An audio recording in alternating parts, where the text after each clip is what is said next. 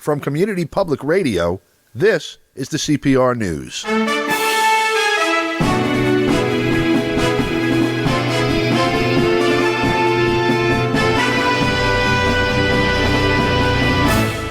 From New York, I'm Don DeBar.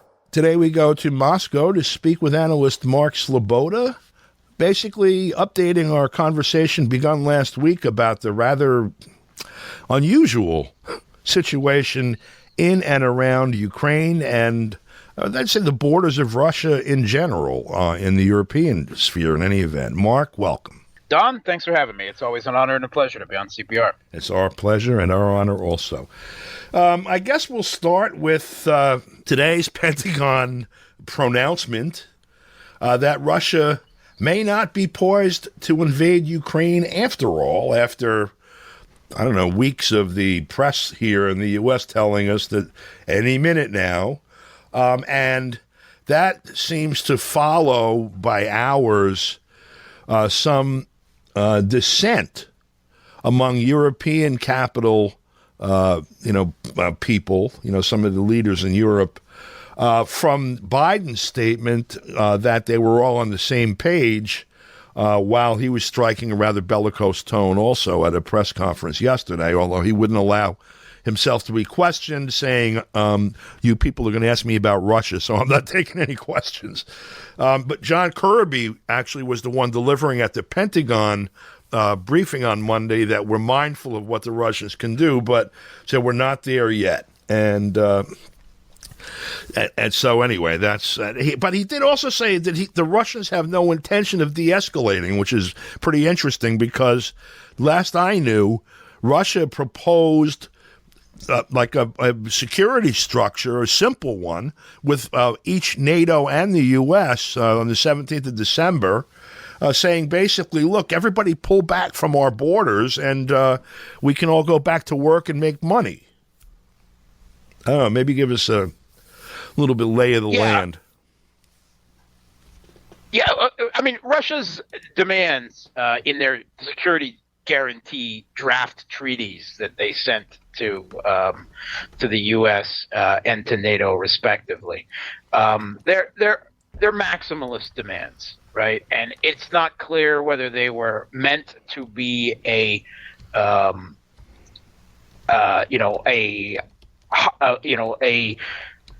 first tough position in a protracted negotiation, which they would then compromise down from, or whether they were meant, knowing that they would be completely dismissed, they couldn't be met, and that they were simply presenting that as kind of an initial casus belli, a just cause for war, that these demands were refused, both internationally and domestically.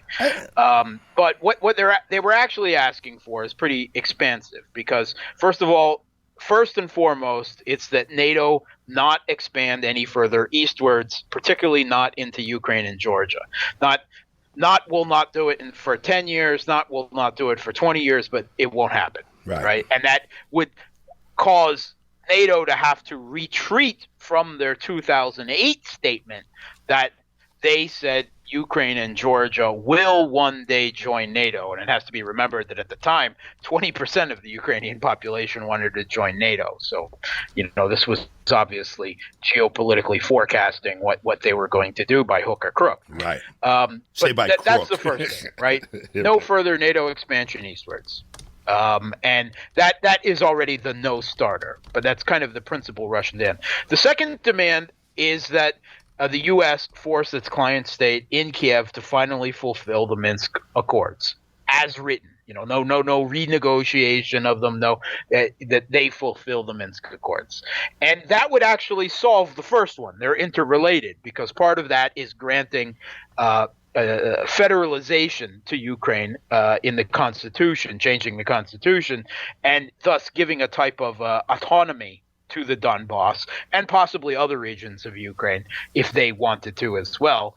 Like say West Ukraine, but that would creating a Bosnia-Herzegovina type scenario where that would allow the Donbass to basically veto any future attempt by Ukraine, the federal state, to enter into NATO, or it must be said, and vice versa. It would Finlandize Ukraine, right? It would say Ukraine can't join NATO and the EU, and NATO and Ukraine can't join the CSTO and the Eurasian Union either, right? It would declare Ukraine officially neutral, and again try to balance their own domestic politics between East and West, which is really kind of the only future for them without, continued civil conflict of one form or another.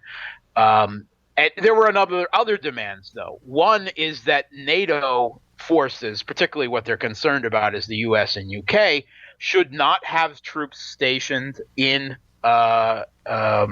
countries past Germany, Poland, Romania, the Baltics, and so on. And that Russia and the United States and NATO cease their ever larger and more frequent military exercises on Russia's borders, or in the waters immediately off their coast in the Black Sea and the Baltic Sea. And Russia promises to reciprocate, at least on the naval front. But of course, that's not really a threat anyway, because it's hardly the case that Russian ships are conducting freedom of navigation exercises in the Gulf of Mexico. Right. So these are pretty expansive demands, and there was really no hope of them being met. Anyway, but it's interesting, these statements by the Pentagon. It can be made a little bit much out of them. What they were saying is they do not see an imminent intervention.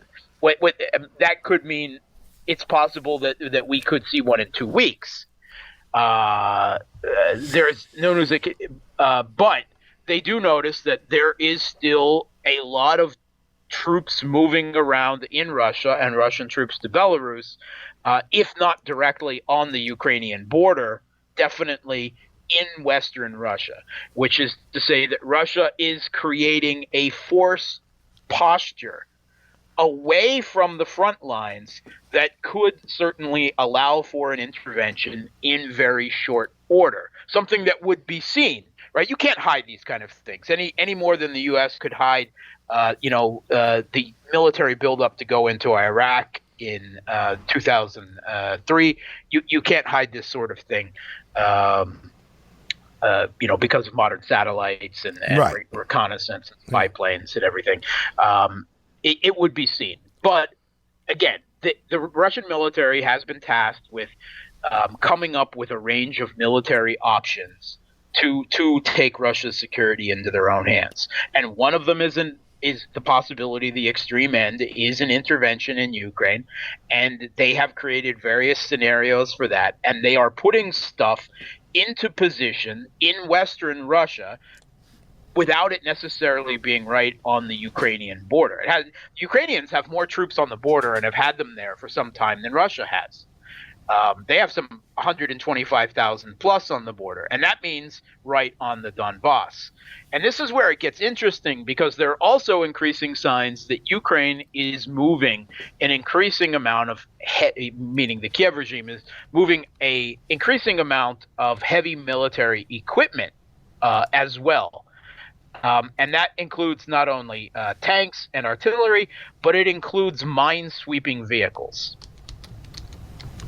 Now, mine-sweeping vehicles would have no purpose whatsoever in a defensive action, right, for a presumed Russian intervention into Ukraine. They are for an offensive on the Donbass. And here we have some very interesting statements out of Zelensky just yesterday.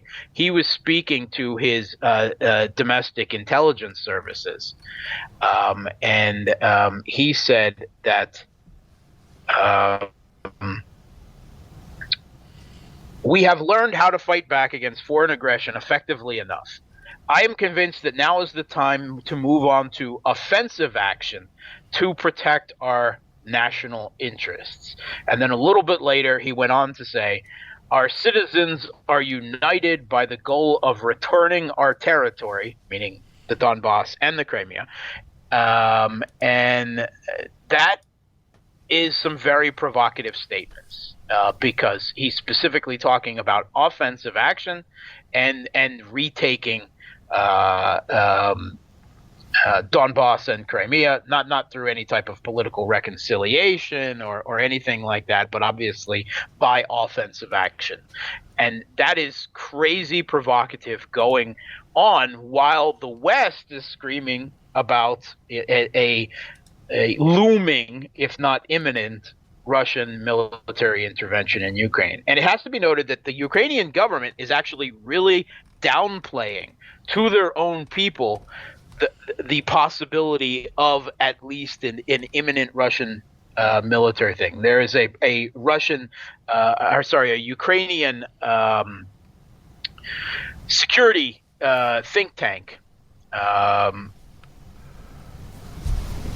the Center for Security, that has put out an analysis in the last 24 hours. And this is disputed by Western, particularly American military analysts on Russia. But they say they don't see an invasion coming anytime soon at all. They don't see it in the cards. I'm not sure I agree myself with everything they said. But there's no question that the Ukrainian government is telling its people not to panic and that they don't see any real change in the Russian force composition right on their borders. Now, of course, they have a domestic, priority to prevent panic, prevent panic buying, to prevent people fleeing, who might want to flee the country, to have, the effect on the economy and larger than that. But it's rather, and at the same time, the EU and France are also making statements that they don't see any type of imminent military action by Russia either, and that there's still time to de-escalate all of this. Right. Whereas the U.S. and the U.K. press and the governments, of course, because they're really just stenographers for them, are just nonstop 24/7. The evil Vladimir Putin himself is about to destroy Ukraine in person, like yesterday. Of course. Yeah.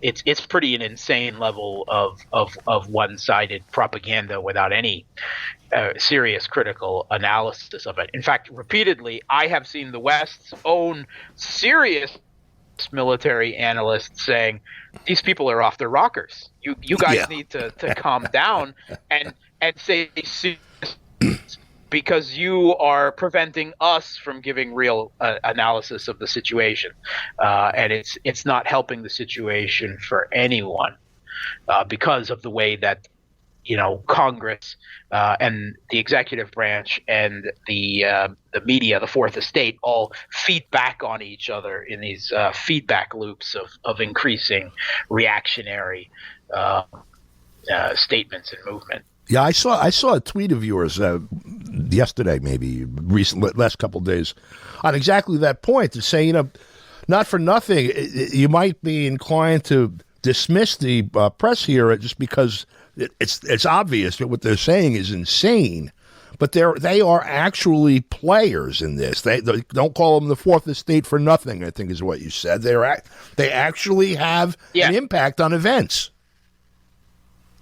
Yeah, and they have an agenda. They have an ideology. They have a worldview. And evidently, they have their own geopolitics as well. And I think that, the dominant strain in the U.S. media is that they get very angry. They have become so used to the untrammeled, the hegemonic, the unipolar moment of U.S. hegemony in the 1990s and the early 2000s that they themselves get very angry when it is challenged or not acted on, and they often seek to belittle and push presidents. Like, if you take a look at the opprobrium that was heaped on Joe Biden for the pullout from Afghanistan, not just for the way that it happened, but that it happened at all. Right, the fact of it. And that was by a lot of the supposedly liberal media as well. Yeah. And there's no question it could have been handled better. It has to be noted that Trump tried to pull out and was prevented by his own military and administration, and that if things had been actually put into motion when he said so back then, it might not have been so frantic and unorganized. But if they're even attacking Joe Biden when he doesn't act hegemonic leader of free, consider it, the media will even go after him. Yeah. So, there are a couple things I want to parse here a little bit.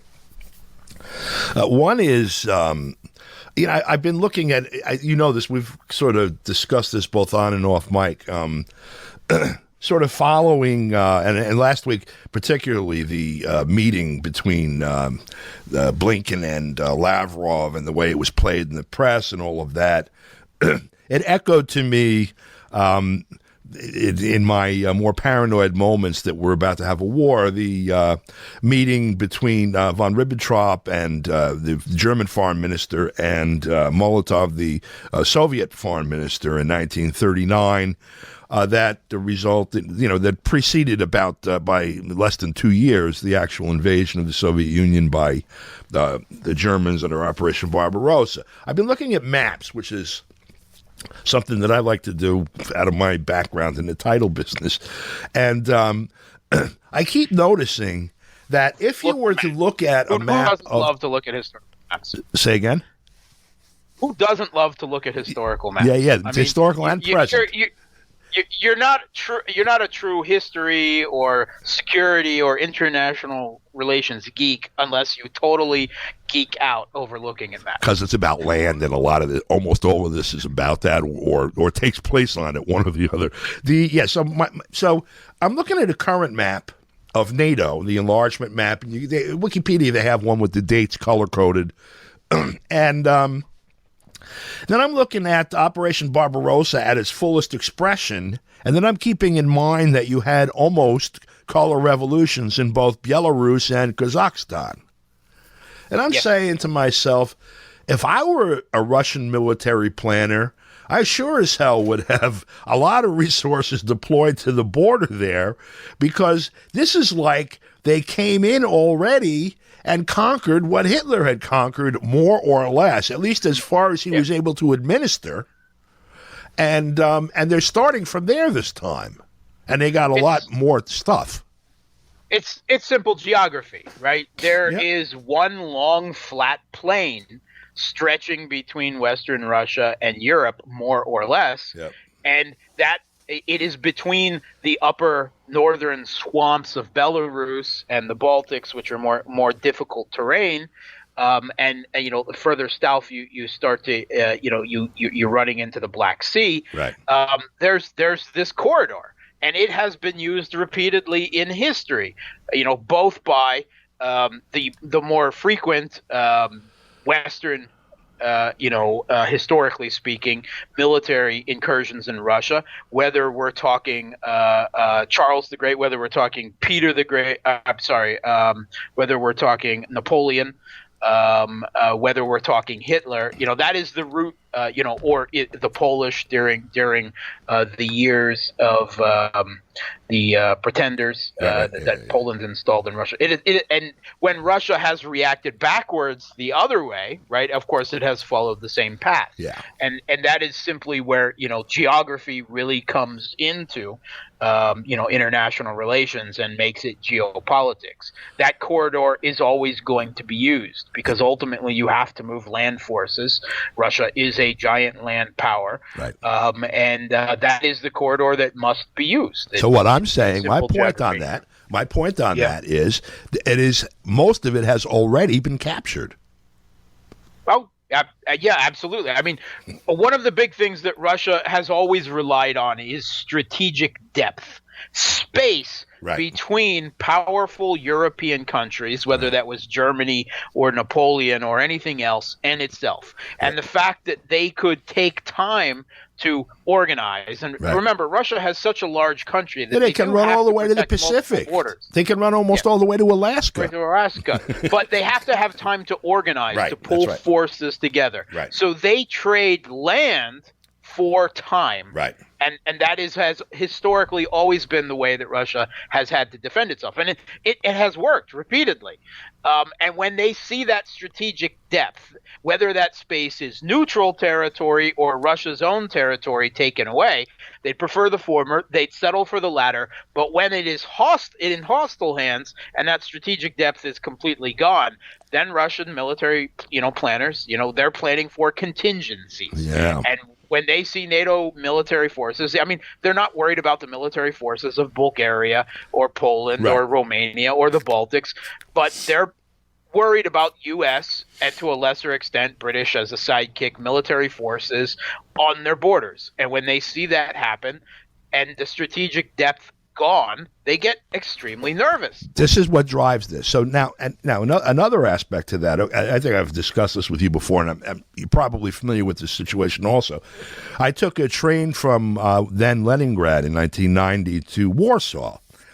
And when we got to the frontier between the Soviet Union and Poland, we had to get off the train, and they lifted the car we were in and all the other cars in our train up off the carriage with a big crane and put it on a carriage on another track next to it that went from there into Poland. And that track was of a different gauge than the one that we had just left. And that was apparently designed in order to make it difficult for invaders to carry whatever they wanted to by rail without an extra step to slow them down and perhaps be vulnerable to a defensive attack. We have a situation now instead where that kind of infrastructure is being built in the Baltics and apparently in Ukraine and such, which moves the game forward even more. Yeah, railroad gauge is a big thing because, of course, when you're considering the movement of troops across such incredible distances and have to consider all kinds of weather, railroads are actually an important thing, right? By necessity. More so historically than now, but still now. Right.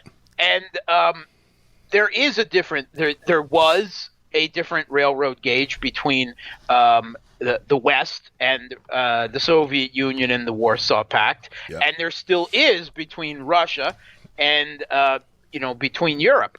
And actually, that was I've talked before about how comprehensive the EU association agreement for Ukraine was, these thousands of pages, that was more comprehensive than any other association agreement has ever been, that were designed to destroy every bit of the economy, the bureaucracy, the legal structure of Ukraine down to the ground and rebuild it all in the EU's image, something that was so destructive and so costly and everything that Yanukovych, who had lobbied for it, actually had to turn it down. But one of those items was that Ukraine needs to get rid of all of its railroad track and replace it with railroad track gauge applicable, for the EU. And that is a type of infrastructure that lends itself to politics, hence geopolitics, right? Yeah. And it's a lot harder, not only to use military troops, but it makes economics more difficult as well. Yeah. And even simple travel, as in your case. Just on that, I'm glad you made that last little reference to economics. Something that sort of displays the absurdity of the current situation, and also the highly militaristic characteristic of it, is the fact that if you were to take a train where I live in metropolitan New York, okay, and then take a train in Moscow, and then take a train in Beijing, The comparison is here. The infrastructure is like 19th century practically. They've got cars that they built 5 years ago or whatever, but the entire thing was built a long time ago. We don't go 150 miles an hour on our trains. We're lucky if we go 50. And if you look at the subways in Moscow, for example, compared to the subways in New York, it's laughable. People constantly post memes that live in New York City about it. So for the U.S. or the EU to be dictating to any former part of the Soviet Union exactly what kind of rail traffic they should carry, it really is laughable. Yeah, it is. It really is. You've brought up Germany and Berlin a couple times here, and there's been it kind of in the background of this whole crisis and tensions. There's a few interesting things going on, and one of it is a lot of splits and cracks are starting to appear in NATO. In Europe, and France has. We've had Macron speak out himself. Recently about the need to de-escalate and to start a dialogue with Russia, and you've had it's a political season. We're coming up on elections in France, and there are contenders for Macron's seat, and they are calling for much more. They're actually calling for. We've had some of them. We have had. Eric Zemmour, yes, who is running for politics. He's calling for France to get out of under the U.S. Geopolitical thumb, and to restore relations with Russia, because he says that undo sanctions and everything. The path that the U.S. is on, he says, is geopolitically destructive, and they want off that train. So you've got a lot of that going on. You have had Germany, with the new government there, led by the SPD, Olaf Scholz, and he has declined to send lethal military aid weapons to Ukraine, as the UK and the US and other countries are doing. Not only that, but he forced he prevented the Baltic states from sending weapons that Germany had provided to them onto Ukraine. Right. And when the UK has been making this quite a few weapons deliveries just in recent days to Kiev, to Ukraine. Some of them were going to Western Ukraine, to Lvov. But they had to fly around German airspace. Evidently, Germany wasn't providing them the airspace. And there's a lot of recriminations, a lot of nasty memes, how finger points, Berlin is betraying Ukraine and all of this. And at the same time, there was the head of the German Navy was just in a big scandal. He was speaking in India. Right. And he was arguing, for peace, against basically. Right. Yeah. Yeah. He was arguing, first of all, that actually the West should be trying. He was a little weird because he was speaking from actually a Christian sense. Right. And that Russia as a Christian, which really rubbed me the wrong way. Yeah. But he was saying that the West should be trying to get Russia on board to ally against China, and good luck with that. Right. But he was also saying, kind of breaking that, Crimea is never coming back to Ukraine. It doesn't want to come back to Ukraine. That's right. And also that he was stressing it a little bit too much. This idea that Putin wants respect, right? That is the motivator. I don't believe that's not. I don't. It's look, when you're dealing with lunacy, we're pretty much out of time. But when you're dealing with lunacy, sometimes you have to use the language of the nut for the nut to understand you. And so, when you frame the bottom line of what he was saying, which is I think the part that was so offensive, is that rather than going into a conflict over this or risking it or even slumping our chests, people ought to be thinking about what's going on and slowing it down. And we got to stop here.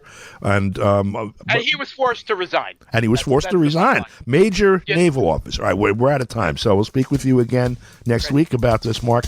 Hopefully we'll all be here, and thank you very much. Thanks for having me. And that's all the news we have for you right now. For Community Public Radio, I'm Don DeBar in New York. Thanks for listening.